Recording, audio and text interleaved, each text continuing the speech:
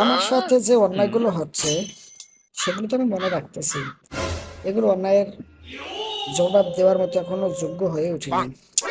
তবে যদি সৃষ্টিকর্তা যোগ্যতা দান করে, তাহলে সৃষ্টিকর্তাকেই কৌশল করে বলতেছি এসবের জবাব দেবই।